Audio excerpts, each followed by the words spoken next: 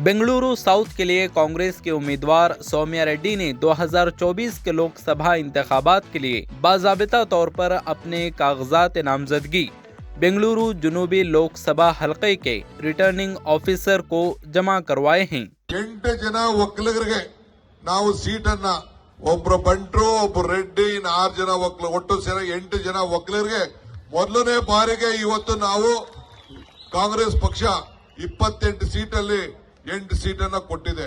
ನಾವೇನ್ ಮಾತು ಕೊಟ್ಟಿದ್ದೋ ಏನ್ ಗ್ಯಾರಂಟಿ ಕೊಟ್ಟಿದ್ದೋ ಆ ಗ್ಯಾರಂಟಿಯನ್ನ ಇವತ್ತು ಅನುಷ್ಠಾನಕ್ಕೆ ತಂದು ನಿಮ್ಮ ಮುಂದೆ ನಾವೆಲ್ಲ ಇಲ್ಲಿ ನಿಂತಿದ್ದೇವೆ। ಬಹುಶಃ ಇಡೀ ದೇಶದಲ್ಲಿ ಯಾವ ರಾಜ್ಯದಲ್ಲೂ ಕೂಡ ಈ ರೀತಿ ಕೊಟ್ಟ ಮಾತನ್ನ ಉಳಿಸ್ಕೊಳಕ್ ಆಗ್ಲಿಲ್ಲ। ಆದ್ರೆ ನಾವು ಏನು ಬಡವರ ಬದುಕಿಗೋಸ್ಕರ ನಾವು ಭಾವನೆ ಮೇಲೆ ರಾಜಕಾರಣ ಮಾಡ್ತಾ ಇಲ್ಲ, ಜನರ ಬದುಕಿನ ಮೇಲೆ ನಾವು ರಾಜಕಾರಣ ಮಾಡ್ತಾ ಇದ್ದೀವಿ।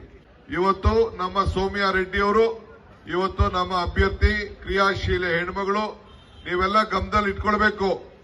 ನಾನು ಮಾಧ್ಯಮ ಸ್ನೇಹಿತರಿಗೂ ಹೇಳ್ತಾ ಇದ್ದೇನೆ, ಎಲ್ಲ ಸಮಾಜದವ್ರಿಗೂ ಹೇಳ್ತಾ ಇದ್ದೀವಿ, 6 ಜನ ಹೆಣ್ಮಕ್ಳಿಗೆ ಇವತ್ತು ನಾವು ಕಾಂಗ್ರೆಸ್ ಪಕ್ಷ ಮೊದಲನೇ ಬಾರಿಗೆ ಸೀಟನ್ನು ಕೊಟ್ಟು ಇಡೀ ರಾಜ್ಯದಲ್ಲೇ 6 ಜನ ಹೆಣ್ಮಕ್ಳು